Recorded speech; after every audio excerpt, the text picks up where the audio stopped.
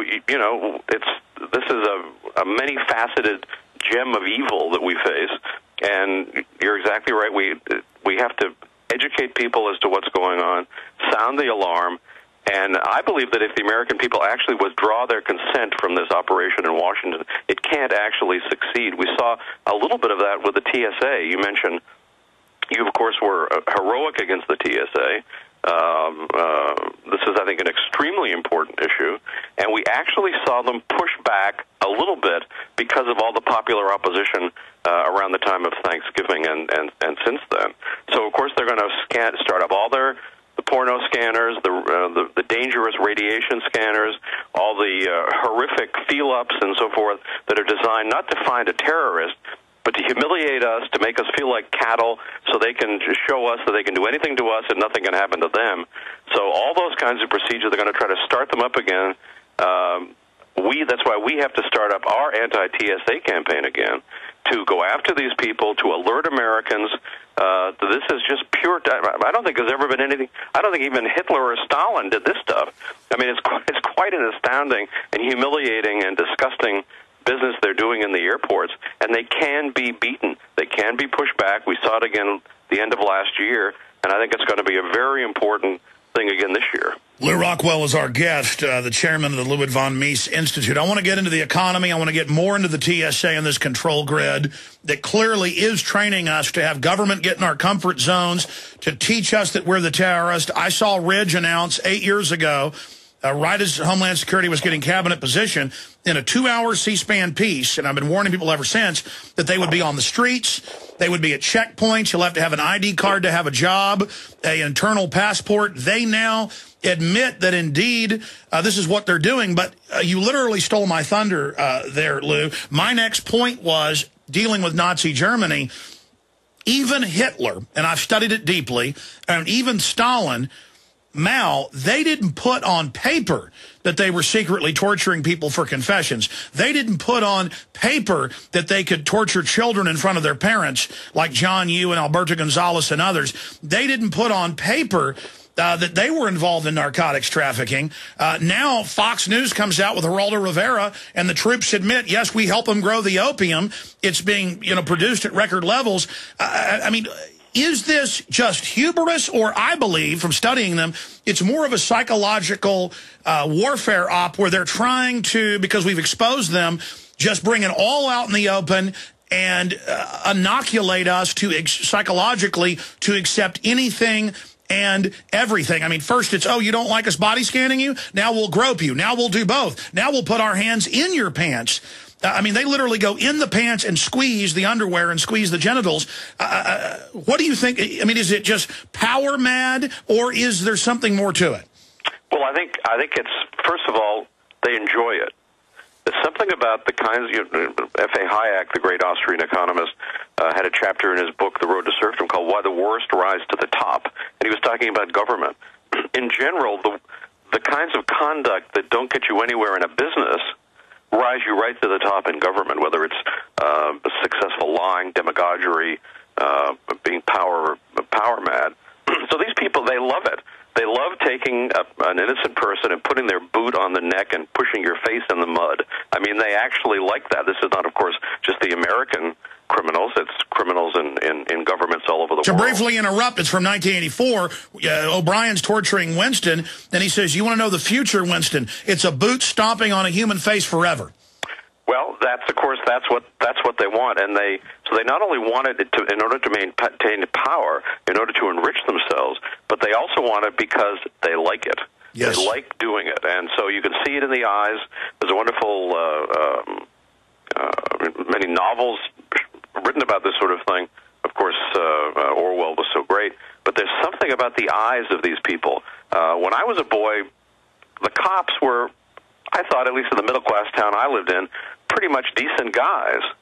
But today, the cops are not decent guys. For the most part, there are some, but they go after the damaged guys from Iraq and from Afghanistan, and they put them in there, and they treat them and train them to think of us as the people who they're occupying. They really are whether Malcolm X was right at the time or not, he'd be right today. The cops are an occupying force. Well, I want to say it exactly. You had some big cities with corrupt, predatory police forces. You can see the photos and old newsreels, and those corrupt cops with the predatory eyes look like a lot of the cops today. But even back when I was young, I mean, cops, and a lot of old cops I know, they were really into being real tough guys. They were into protecting people, and they liked people bringing them pie and coffee and you know, knowing the locals, and really did hate criminals and did enjoy, you know, defending the republic on average. Now they are automatons who are on power trips more and more, and it's just, and you can see the tyranny. I mean, not just the actions, your instinct when you see a crazed cop. You know, as a man, I literally get my hackles up and I go, that's an enemy. That's somebody who isn't, you know, who. Well, let's talk about when we come back, the points I just made, elaborating on what Lew just said, and how we somehow reverse this, the full federalization of police and more. We'll get into what Lew thinks is going to happen with the economy, how the empire will unravel, what we can do. LewRockwell.com is just an amazing website. I'm Alex Jones. We'll be right back.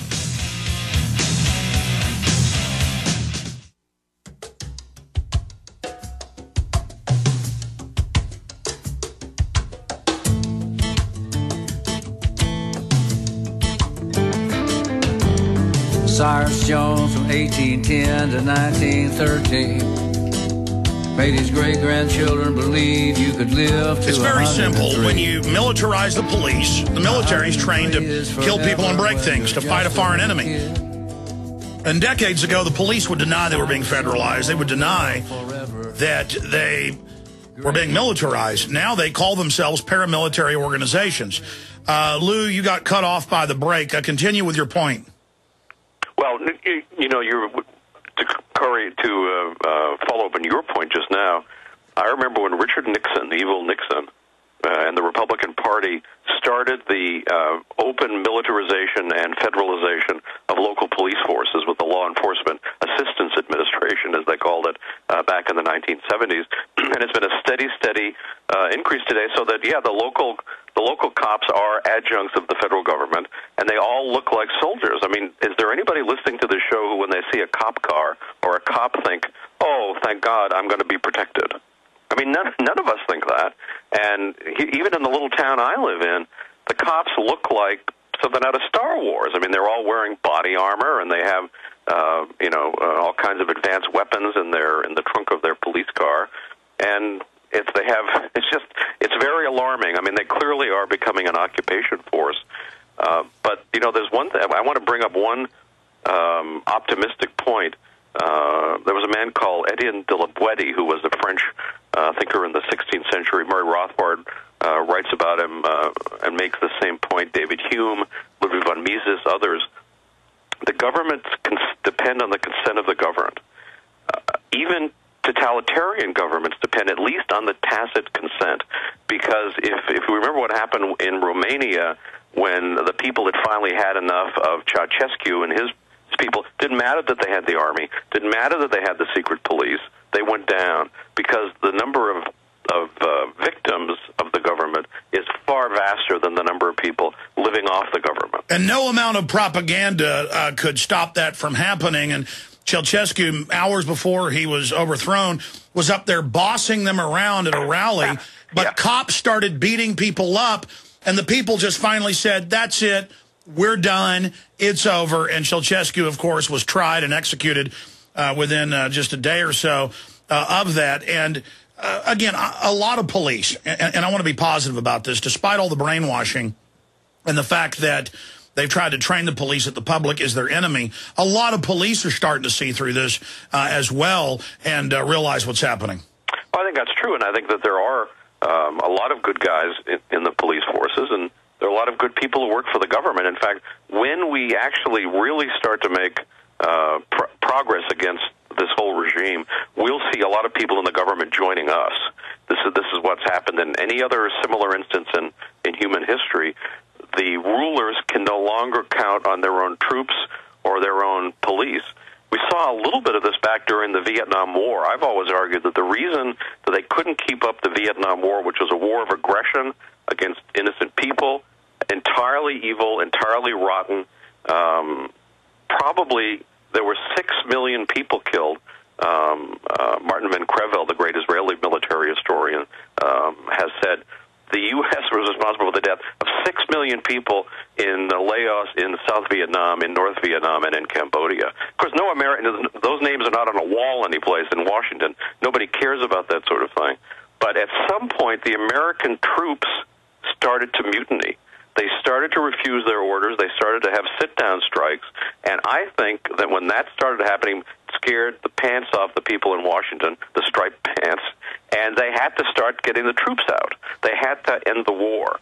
And something even similar happened after World War I when Winston Churchill, the evil Winston Churchill, wanted to take over all of the Ottoman Empire, make it part of the British Empire, and conquer it, and make them actual colonies of Britain.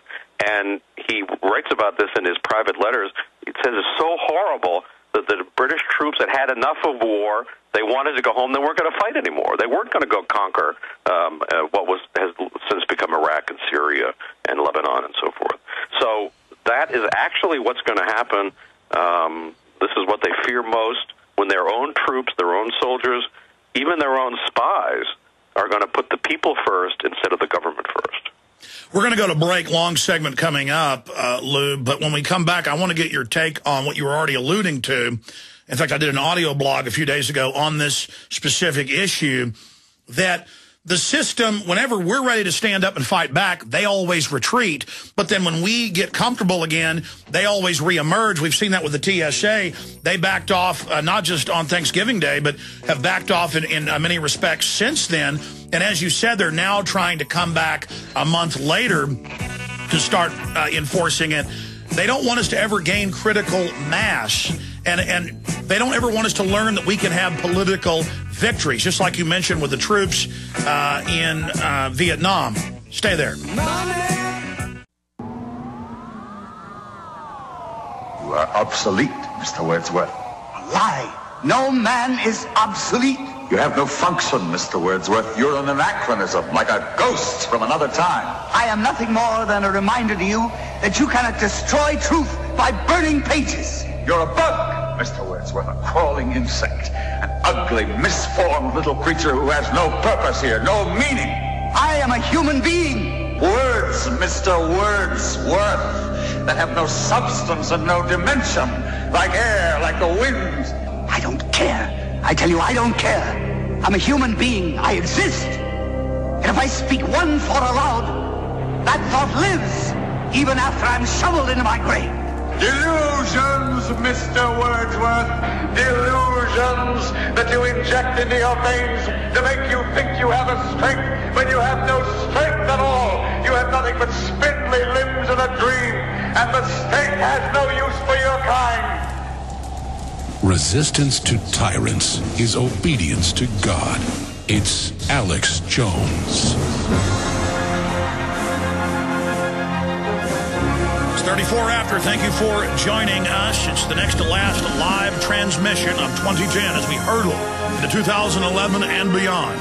Lew Rockwell of LewRockwell.com is our guest. Our websites, of course, are Infowars.com and PrisonPlanet.tv. Lew, going back to the point that I was starting to make before the break, I mean, I guess to simply quantify it,